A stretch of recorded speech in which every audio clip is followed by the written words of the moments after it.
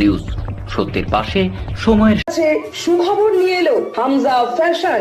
Hamza fashion, এখানে আপনি পাবেন মহিলাদের জন্য অত্যাধুনিক সাজ পোশাক, আছে কুর্তি, লেহেঙ্গা, শাড়ি, স্যুট, নাকাব ইত্যাদি। আমাদের ঠিকানা Asansol GT road, eastern railway high স্কুলের বিপরীতে। তাহলে আর দেরি কেন, এবার পুজোতে আপনারা সবাই চলে আসুন হামজা ফ্যাশনে। ন্যায্য দামে নিয়ে যান আপনার পছন্দ মতো জিনিস।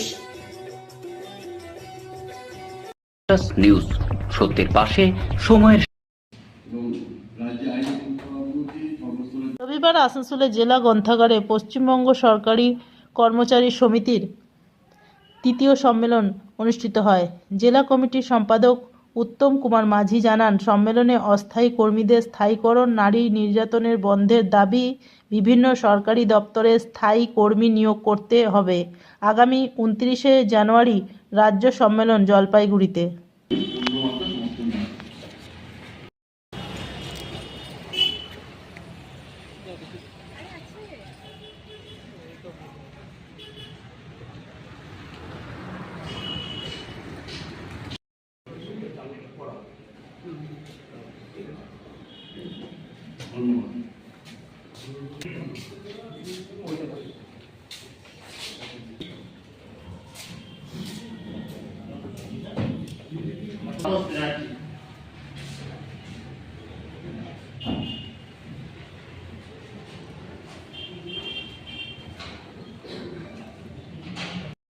নিউজ সত্যের পাশে সময়ের।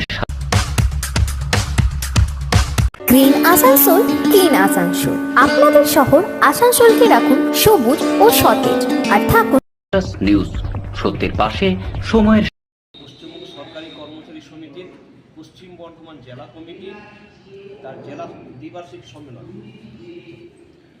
সম্মেলন অনুষ্ঠিত হচ্ছে।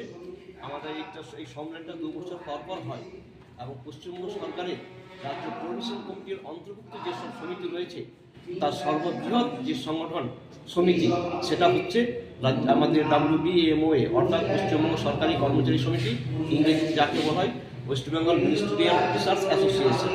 সেই সমিতির দ্বিবার্ষিক সম্মেলন আজকে অনুষ্ঠিত হচ্ছে। তো কি সিদ্ধান্ত নেওয়া যাচ্ছে আপনাদের? আমাদের সিদ্ধান্ত হয়েছে, আমাদের যে উদ্বোধক আজকে উদ্বোধন রাজ্য পরিচালন কমিটির যিনি আছেন তিনি উদ্বোধন করেন। কেন্দ্রীয় সমিতির যে WBMO সমিতি তার প্রতিনিধি কেন্দ্রীয় কমিটি থেকে সম্পাদকমণ্ডলীর সদস্যরা তারা আস্থাকে উপস্থিত থাকেন। এই উপস্থিতির মধ্যে দিয়ে আমাদের যে আলাপ আলোচনা তার মধ্যে দিয়ে আমরা বেশ কিছু প্রস্তাবও নিয়েছি। একটা হচ্ছে আমাদের সংবিধান যে সংশোধন করার প্রস্তাব নেওয়া হয়েছে, আর একটা প্রস্তাব হচ্ছে আমাদের রাজ্যে যে আইন শৃঙ্খলার অবনতি সহ নানা সর্বস্তরের দুর্নীতি এবং নারী নির্যাতনের মতো নারকীয় খুনের ঘটনা ঘটছে তার বিরুদ্ধে একটা প্রস্তাব আছে। আর একটা প্রস্তাব যেটা অত্যন্ত জরুরি প্রস্তাব এবং খুবই সময়োপযোগী প্রস্তাব, সেটা হচ্ছে চুক্তিভিত্তিক অস্থায়ী কর্মচারী যাদের নিয়োগ করা হচ্ছে সেই অস্থায়ী চুক্তিভিত্তিক কর্মচারীদের স্থায়ীকরণ করতে হবে এবং স্থায়ী যে নেই বেতন কাঠামো, নানা রকম যে ভাতা এবং সরকারি সুযোগ সুবিধা রয়েছে সেগুলো তাদের প্রদান করতে হবে এবং আগামী দিনে চুক্তিভিত্তিক কর্মচারী নিয়োগের পরিবর্তে স্থায়ী কর্মচারী নিয়োগ করতে হবে। এইগুলো হচ্ছে আমাদের আজকে সবার মূল আলোচ্য বিষয়।